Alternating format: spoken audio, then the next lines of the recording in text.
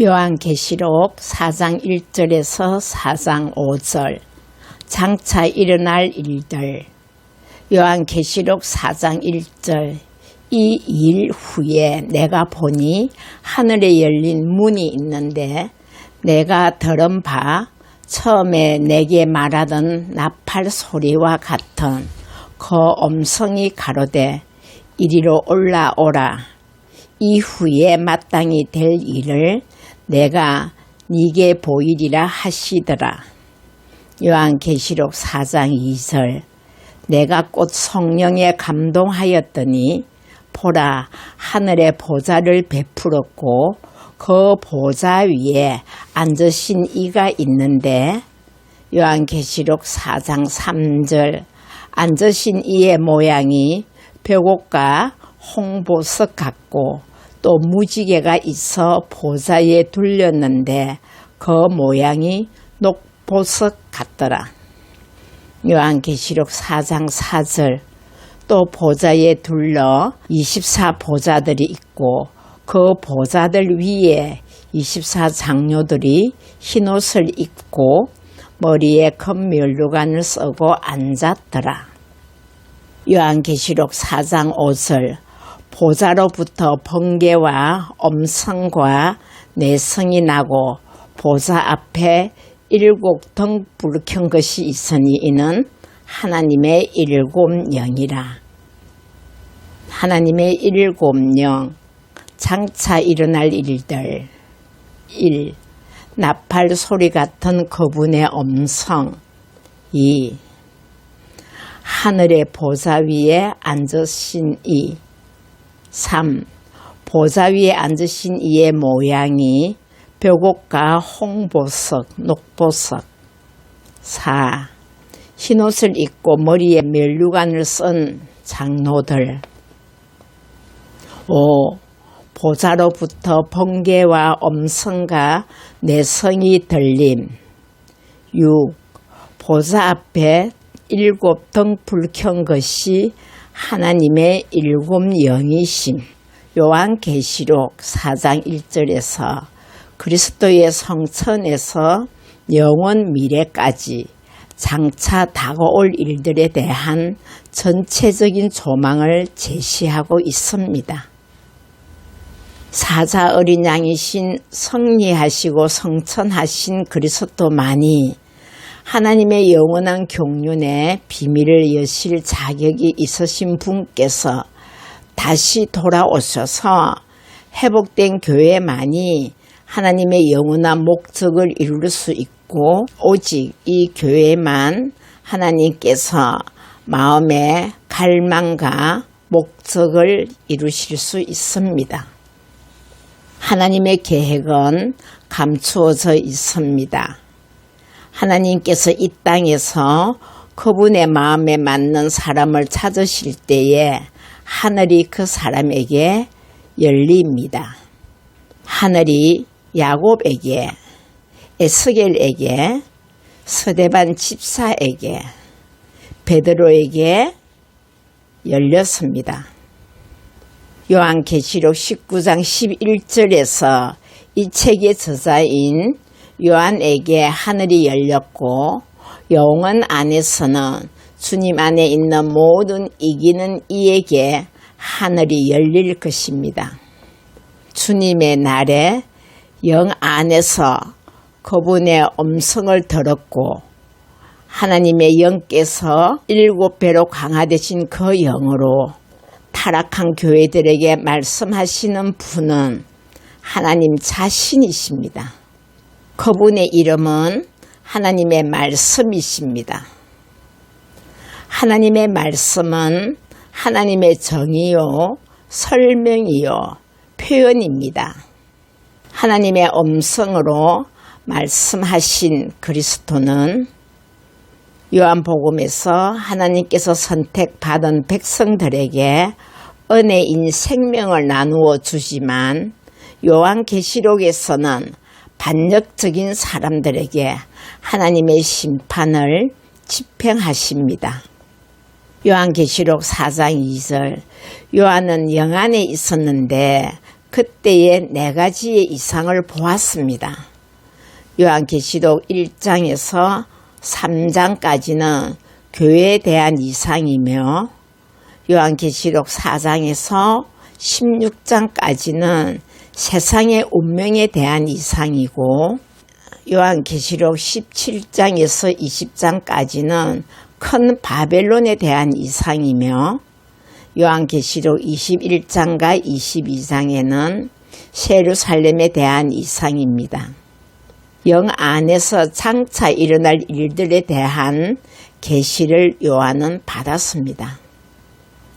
우리도 이러한 이상들을 보려면 영 안에서 올바른 위치와 각도를 가지고 그분의 음성을 듣고 장차 일어날 일들에 대한 이상을 볼 수 있도록 몸을 돌이킬 때 보좌 위에 앉으신 분을 볼 수가 있습니다. 요한계시록에서 하나님의 보좌는 하나님의 행정의 중심입니다. 서신서에서의 보좌는 은혜의 보좌이며 우리는 그 보좌에서 긍휼을 받고 은혜를 얻는 것입니다. 요한계시록에서 보좌는 심판의 보좌이며 세상은 이 보좌에서 심판을 받았습니다. 하나님께서 모든 심판을 집행하신 후에 하나님의 보좌는 영원한 생명을 공급하는 보좌가 될 것이며 이 보좌에서 살아있는 생명수가 흘러나올 것입니다.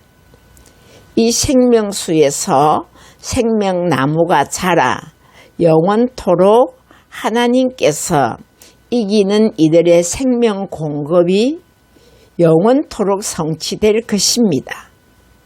요한계시록 4장 3절 보좌에 앉아 계신 그리스도의 모양은 벽옥이시며 가장 귀한 보석으로 수정같이 맑습니다. 벽옥의 색은 그 영의 풍성한 생명을 의미하는 짙은 녹색이며 하나님께서 비추시는 영광과 풍성한 생명 안에 있는 영광의 벽옥을 의미합니다. 하나님의 모양은 벽옥과 같으며 거룩한 성인 예루살렘의 모양도 동일합니다. 홍보석은 가장 귀한 보석 중에 하나인데 그 붉은색은 구속을 의미합니다. 홍보석은 구약에서 대제사장들의 가슴 바지에 있던 첫째 보석의 홍보석이었고 마지막 보석은 벽옥이었습니다. 이 의미는 하나님께서 구속하신 백성들이 하나님의 구속에서 시작하여 하나님의 생명의 영광으로 완결된다는 것을 의미합니다. 무지개는 하나님께서 타락한 사람과 모든 생물에게 하신 언약, 다시는 그들을 홍수로 멸망시키지 않으시겠다는 언약의 표시입니다.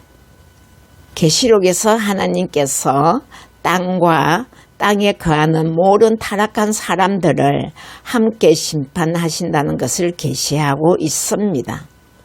하나님의 보좌 주위에 있는 무지개는 하나님께서 새 언약을 세우시는 하나님이시요 신실하신 하나님이시며 이 땅에서 심판을 집행하실 때에 그분의 새 언약을 지키시고 성취하시는 살아계신 하나님 자신이라는 것을 제시하고 있습니다.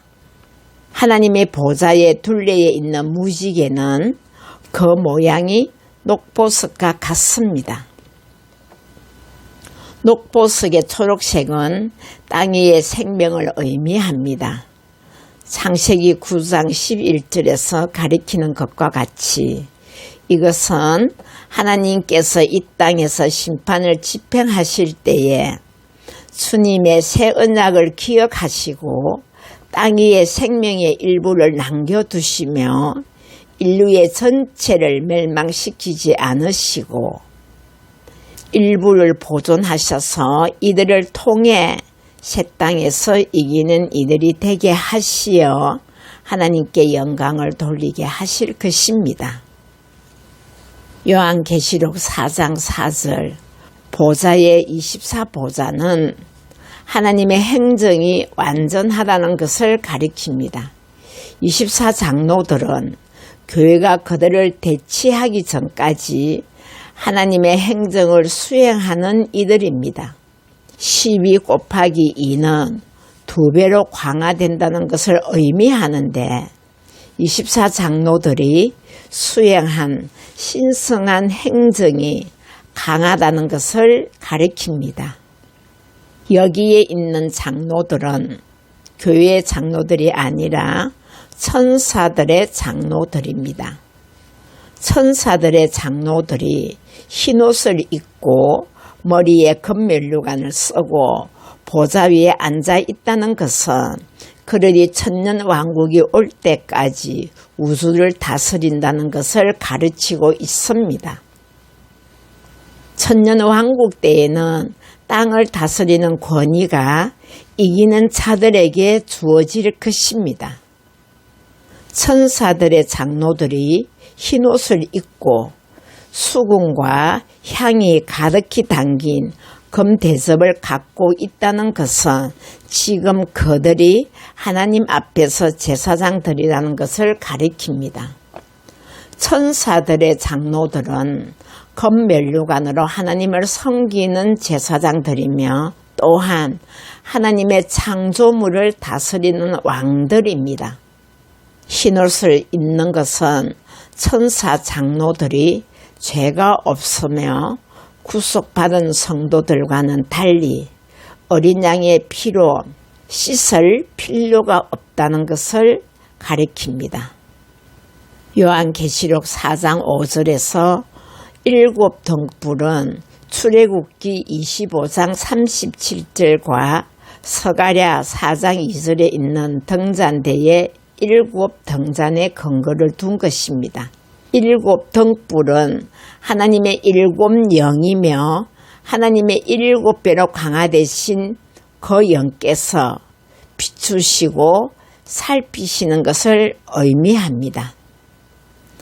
출애굽기 25장과 서가랴 4장에서 7 등잔은 하나님께서 움직이실 때에 하나님의 영께서 비추시는 것을 의미합니다. 이 의미는 하나님의 건축을 위한 것입니다.